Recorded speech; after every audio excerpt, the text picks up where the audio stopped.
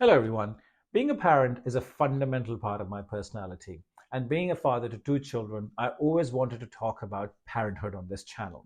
I once read a quote from Margaret Mead, which said, "Children should be encouraged on how to think, not what to think."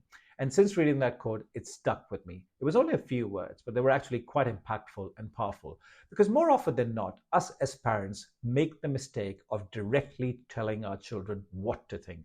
We force our opinions upon them. We might not have done that consciously, and as a result of which we curtail their independent thought process. So what I will cover in this video is 4 things that I've been trying to do with my children, particularly with my 9-year-old son, so he can develop an independent thought process, which will remove the barriers to his own self-development. And to be honest, it has been bearing fruit and it has been giving results. My name is Omar, and on my channel, I share with you my personal insights related to personal finance, parenthood, and life matters in general. If you like the contents of this channel, please feel free to subscribe, share, and comment. So let's dig into these things first. The first thing that I call is your mind has the casting vote. Children should be encouraged to listen to all sorts of opinions around them. They should be encouraged to absorb opinions, and they should be encouraged to listen to all aspects and all critical opinions around them. However, in the end, for any given matter that belongs to them, that is of importance to them, they should be encouraged to take their own decision. And this thought process starts with little things with children. 5, 6-year-old children have.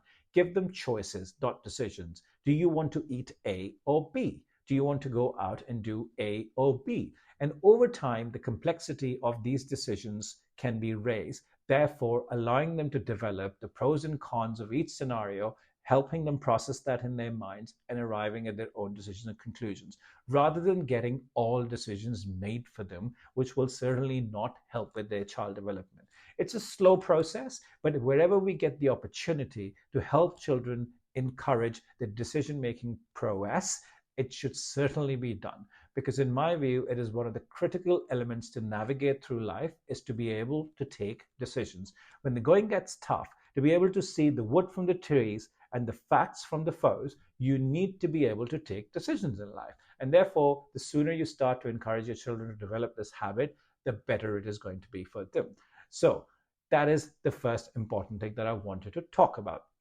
The second thing that I wanted to talk about is what I term as get out of your own way. What I've noticed with certain children sometimes is as a result of multiple factors. It could be because of a different social background. It could be because of a different race, age, color. They seem to act subservient, or they seem to act a little bit underconfident in certain settings.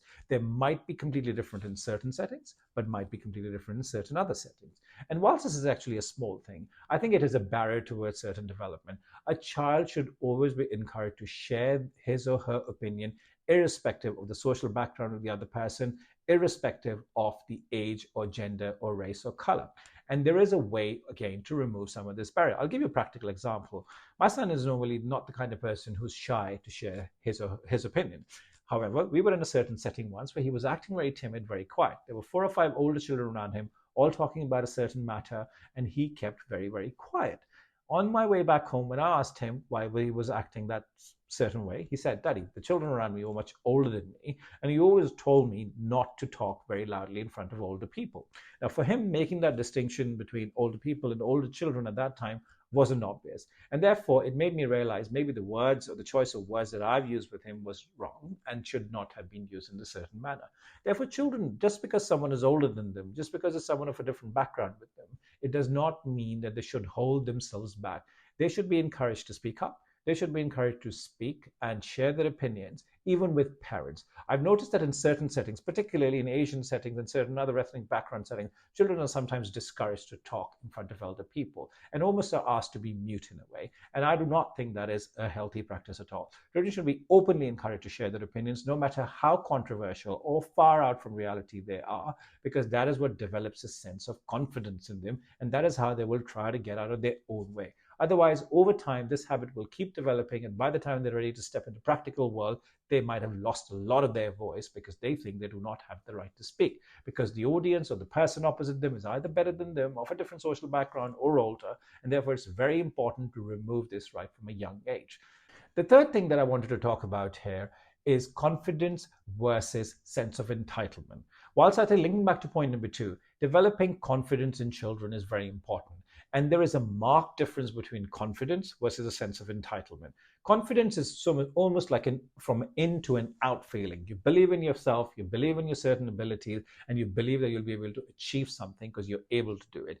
Even if you're not able to do it today, you believe in yourself that you'll work hard towards it, which is a very important point, and you'll be able to achieve that objective by working harder, developing skills, and over time you'll be able to achieve your ambitions. But confidence does not give you the sense of entitlement.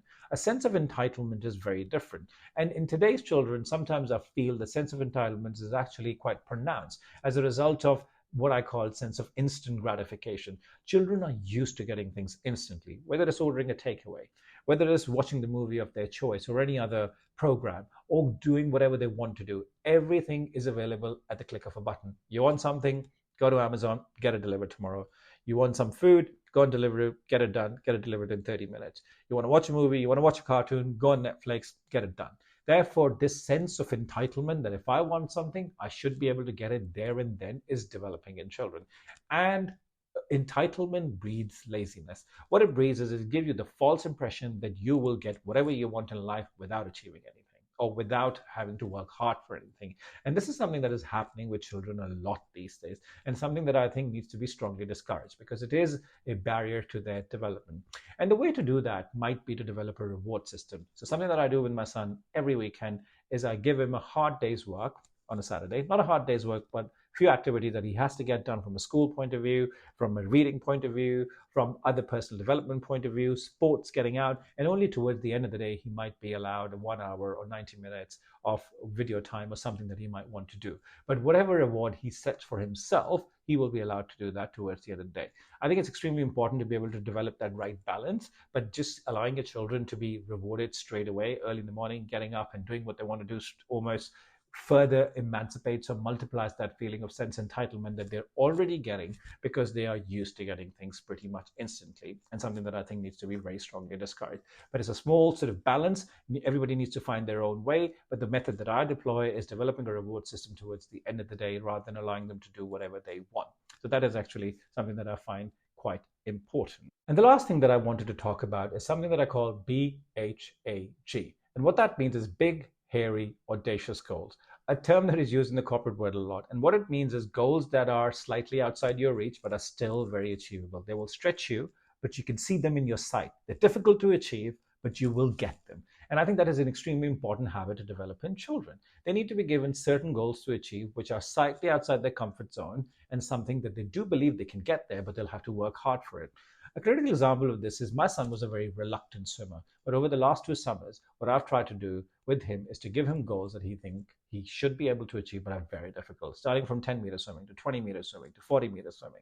And what has happened as a result is, as he's gained the skill, he's effectively developed more and more confidence and he's enjoyed himself more. So it could be something very easy, not very easily achievable, something that will stretch your child, but whatever his interest lies in, learning a new musical instrument, learning a new skill in football even, or writing a blog post, something that you think your child has the ability to do, but will stretch their mind a little bit, it's extremely important to be able to do certain things like that a few times in a year, which effectively makes them think on how they're going to achieve that goal, makes them work hard towards it. It's something that is not in their comfort zone, something that is slightly outside their comfort zone, but effectively they think they'll be able to achieve that as well.